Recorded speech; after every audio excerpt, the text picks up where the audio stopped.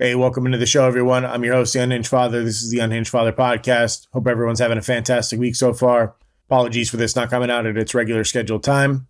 Like I feel like I'm saying every single week, this one has definitely been a very trying week for me and my family. I don't have much time to do the recording. I'm actually recording in the morning and could be interrupted at any moment by my youngest. I will say that, thank the Lord, the sleep training is actually working with him. He's been sleeping pretty much through the night, knock on wood, because it was getting really, really hard to be working and living life and just functioning as a normal human being on 3.5 to 4 hours of sleep every day. So thank God, sleep training is great. I'll probably talk about it in a future episode at some point, but sleep training with the kids has been super helpful. But let's go ahead and just jump into the episode. This is going to be a little bit of a shorter one since I don't have as much time. But I wanted to make sure I got something out this week just for consistency's sake as well. But as I've been mentioning for a couple months now, our family's had some things that have been in the air, some things bubbling under the surface. And this week, all of those things really came to a head and we were hit with something that we weren't expecting. And it's going to be a real change for us. It's going to cause a lot of uncertainty in the future for us financially, structurally, things like that. There's a lot of flux within our family and how we're going to move forward. Now, we're going to be okay. We always end up being okay, kind of like a cat. You throw them out a window, we're going to land on our feet, even if the trip down is not super pleasant.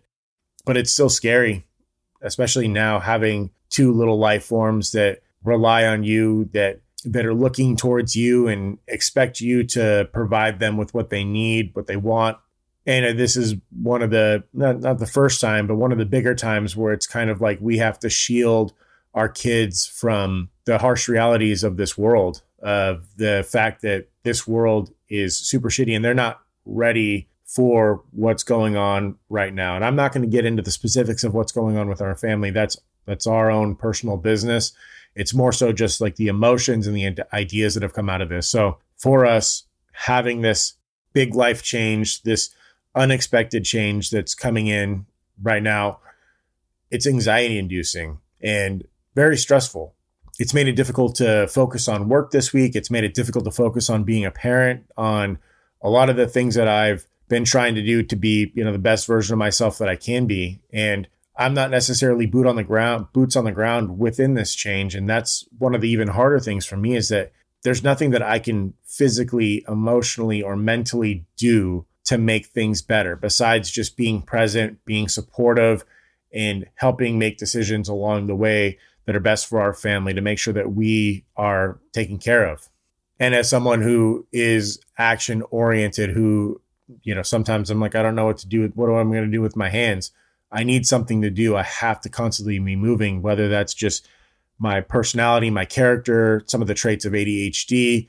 I don't know, but it's been very difficult. It's been very hard for me to stay on the sidelines, stay supportive, and not jump in and completely take over.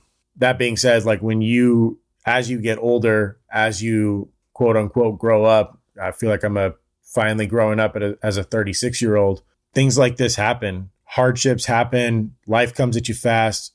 People can be really fucking shitty. And I just want to make sure that I'm really clear with this. I'm not talking about anyone within my family. My family, me, my wife, my kids, we're all good. We're all a cohesive unit. Even my exterior family, this has nothing to do with any of them. So not a reflection on that. But this week I've learned more than I have in the past that even people in like the most civilized of situations, or the people who are considered like at the upper epsilon of society, they can be the biggest fucking monsters of all, the most heartless, the cruelest, the biggest pieces of shit that you could ever find. And I'm sure that a lot of people already knew that, but I just saw it in action this week and it's terrible.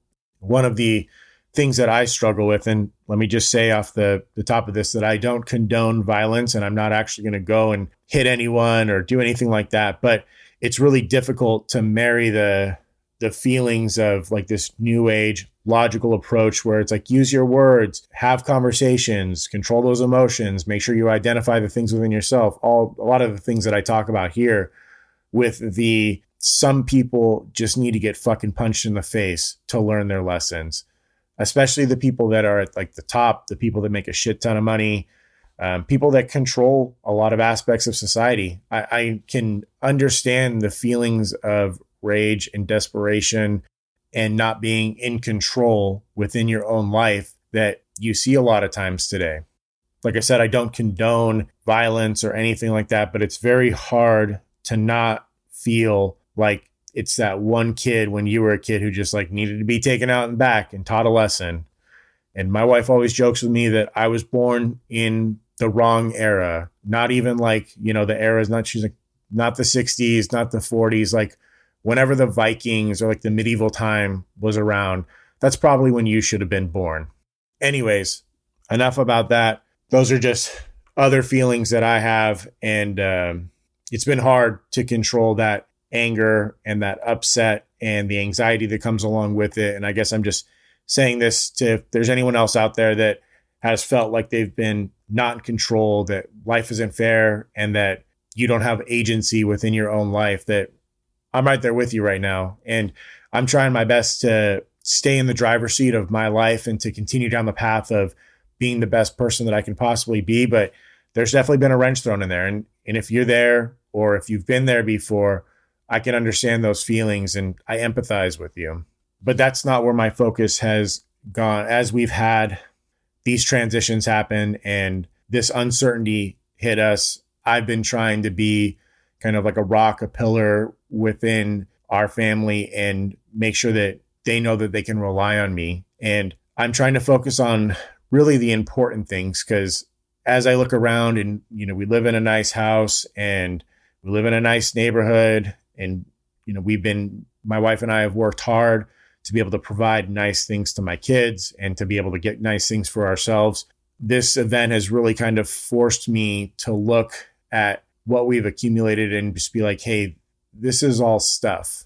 If this were to all be gone, and if it was just me and my family and we were able to provide food, shelter, safety, all of the most essential things, would we be okay? And watching my kids play in the backyard on a $10 splash pad with a couple of $2 Hot Wheels and little rubber animals, I was able to say, yeah, my kids are out here having the time of their lives in 100-degree weather, playing on $20 worth of shit. They don't need all the fancy stuff. They don't need the $100 this or that, all the toys they get for Christmas, their birthdays. Like, yeah, they like that stuff and they'll play with it. But when it comes down to it, what my kids really need is me and my wife, is our family, is their grandparents, their uncles, their aunts, that interaction. That's really what they need. And the stuff is just stuff. It just kind of fills the void. It's almost like a substitute for you, for your attention. And that's not what they need. So for me, I've been really trying to make sure that I don't fall out of being present, being with them. Let these transitions, let this uncertainty pull me away mentally, physically, just being with them. And I don't want to sound like one of those super positive asshole gurus that's out there, one of those fucking people trying to sell their life coach advice to you. I'm not trying to sell anything to you, but what I'm saying is that as someone who works hard and likes nice things and is sometimes caught up in consumerism and like the next best thing and getting the next phone or getting something that'll make life easier or make my life better, having to take a step back and truly reflect and explain to other people, I really do think that there's truth to being grateful for the family that you have, for the things that you have, and really looking at what's truly important. And for me, that's my family. For me, that's my kids, their happiness, their health, all of the other stuff. If it were to go, if we were to lose everything else and had to start from scratch, like, my life is blessed because I have two happy, healthy kids that are running around, that love me, that love their mom. I love their mom. And she loves me most of the time. These are the things that I need to focus on and that I want to focus on because they're truly important. And I guess this is just like the message of this episode of this podcast, this short episode, is to really find out what's important to you. Maybe it is the monetary stuff. Maybe it is the things that you buy. Maybe it's having a house. Maybe you don't have a family yet. Maybe you don't have a partner or a spouse yet. That's all okay. everyone's at different points within their lives. And I'm not saying this like, hey, you can't be happy unless you have kids. I think that having kids is a great source of happiness and fulfillment and being blessed. But that doesn't mean that everyone has to be there or that everyone is there within their lives. I think that really it's figuring out what are the core things that make you happy? What are the core things that make you a good person? And what are the core things that fulfill you as a person? Focusing on those and realizing that the other things, even though that they're there and you can work for them and you can want them, those are all kind of on the periphery. And if they were to fall away or fade away, would you still be okay? Would you still be all right? And for me, sitting out there on the grass, watching my kids play, listening to some music, that was enough. I could do that forever.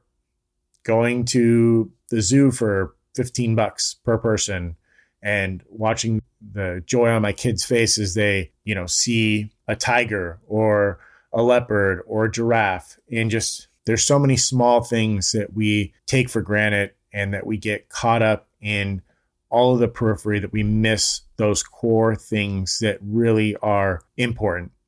It's the people, it's the relationships, it's the small things in our lives that really provide the biggest sense of joy, of fulfillment. And one thing that I did notice is that as we got stressed out and we were trying to figure things out during this time, we would check our phones a lot. We'd get caught up in the phones, both myself and my wife. And when I caught myself doing it, when I caught my wife doing it, all I could really think is that what the answers that we're looking for, they're not in this little box of distraction. The real answers are right in front of our faces, but a lot of times we try and find things to distract us or to pull us away because we want more stimulation. I don't know what it is. We want more stimulation. We want to look towards the future. We want just a distraction to not focus on the things within life. But all I can think about is that the answers that I'm looking for don't lie within this fucking phone. The answers that I'm looking for, they're right in front of me with my kids. They're right in front of me with my wife. They're right in front of me with my entire family. And those are the things that I need to put a focus on. So shorter episode, maybe a little bit more of a heavy topic, not as much humor within this one, and possibly a little bit more preachy. I apologize for that, but this was just something that's top of mind for me, something that's top of mind for my family. We're going to be okay. We'll land on our feet, and I'm going to continue to put out more podcasts because it's beneficial to me, beneficial to everyone. So sorry, my kid's starting to stir, starting to wake. So it's time to wrap this up. That's going to do it for this episode. Hope you all enjoyed it. If you're not already, give me a listen or give me a follow on Spotify, Apple Podcasts, wherever each podcasting needs met. And feel free, share this with anyone that you feel may be benefited by the message or may enjoy the content, previous episodes. I appreciate you sharing it with them. But as always, have a good weekend. Be good. Try hard. Do your best.